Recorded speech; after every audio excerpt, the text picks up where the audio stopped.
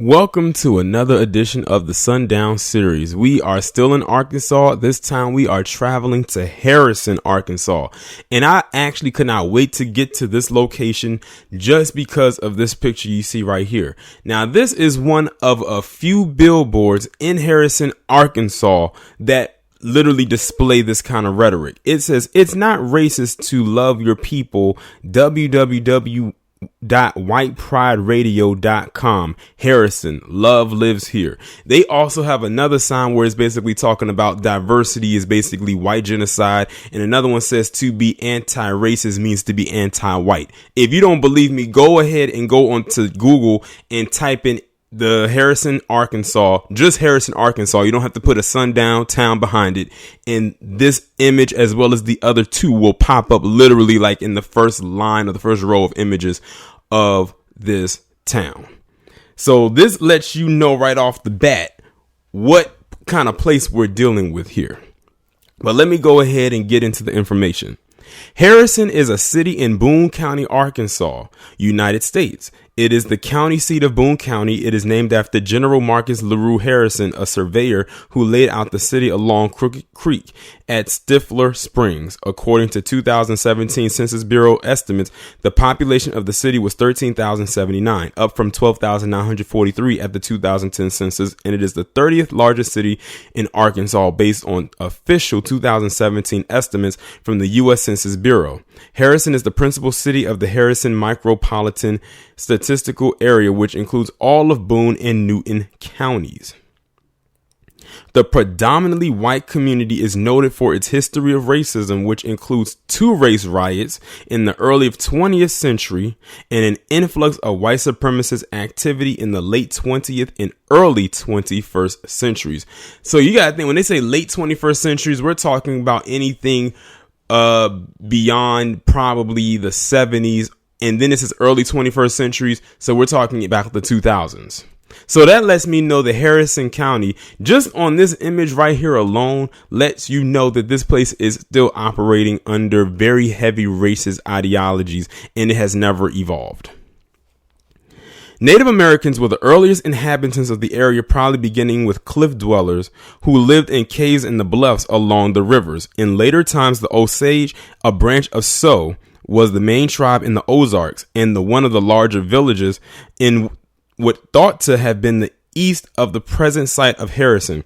The Shawnee, Quapaw, and Caddo people were also familiar to the area. The Cherokee arrived around 1816 and did not get along with the Osage. This hostility erupted into a full-scale war in the Ozark Mountains. By the 1830s, both tribes were removed to Indian territory.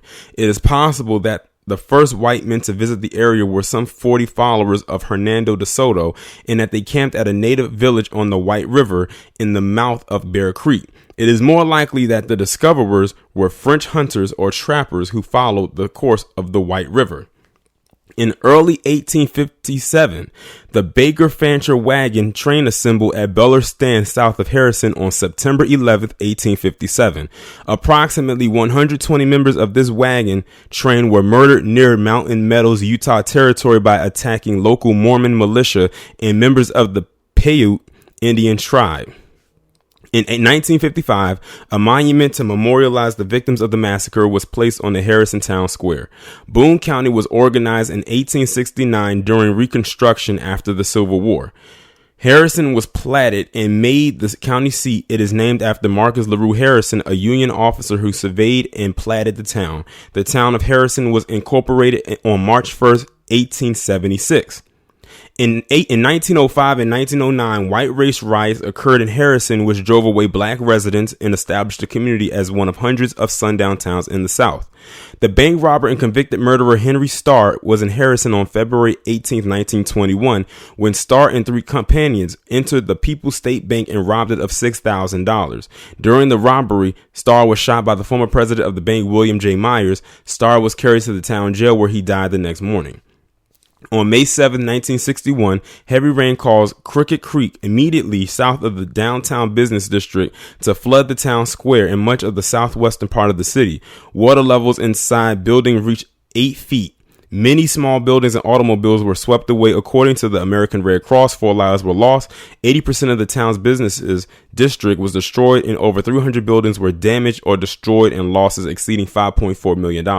In the 1970s, Thom Robb, a national leader of the Knights of the Ku Klux Klan, moved to nearby Zinc. In 1982, Kingdom Identity Ministries, an anti-gay Christian identity outreach ministry identified as a hate group by the Southern Poverty Law Center, was founded in Harrison. Harrison's Community Task Force on Race Relations was established in 2003 to promote diversity and respond to racial bias accusations against the city. City officials have made efforts to counteract organized racist activity with educational forums and billboards promoting tolerance. They also attempted to downplay the city's racist reputation and improve its image by editing the city's Wikipedia article. In 2010, Harrison was the location of a racially motivated murder in which a follower of Kingdom Identity shot and killed a man and burned his corpse because the victim had a girlfriend of Mexican heritage. In 2014, a peace march and vigil celebrating the life and legacy of Martin Luther King Jr. was held in downtown Harrison, hosted by the Arkansas Martin Luther King Jr. Commission. In December of that same year, a dedication was held for Confederate Monument in Harrison. In 2017, Mayor Dan Sherrill and Boone County Judge Robert Hathaway signed proclamations recognizing June as Confederate Heritage and History Month. As you can see, a lot of these counties work with each other, because I talked about that a couple counties ago for Arkansas. Kevin Sherry, who became the first African-American employed in the area in 1978, received death threats at the time, causing him to leave the area. He returned in 2007 and in 2019 was recognized by Mayor Jerry Jackson when Harrison first issued its first ever Black History Month proclamation. Now look at that. They got their first Black History proclamation a year ago, last year. That lets you know everything you need to know about this county. And this billboard right here speaks volumes too. It says U.S. Route 62, 65, and 412 pass through Harrison. U.S. 65 leads north 33 miles to Branson. So let me skip through that part right there. I don't need that part. Okay, this is the part I wanted to read. As of the census of 2010, there were 12,943 people and 6,043 housing units in the city. The racial makeup of the city is 96.2% white, 0.3% black or African American, 0.6% American Indian or Alaskan Native, 0.7% Asian, 0% Pacific Islander, and 1.6% from 2 or more races. 2.2% of the population were Hispanic or Latino of any race. 23.2% of the population was under the age of 18, and 19% were 65 years of age or older. Females made up 53.1% of the population, and males made up 46.9% of the population. The median income for the period from 2007 to 2011 for a household in the city was $33,244, and the number of people living below the poverty level was 15.1%, and the median value of owner-occupied housing units was $108,700.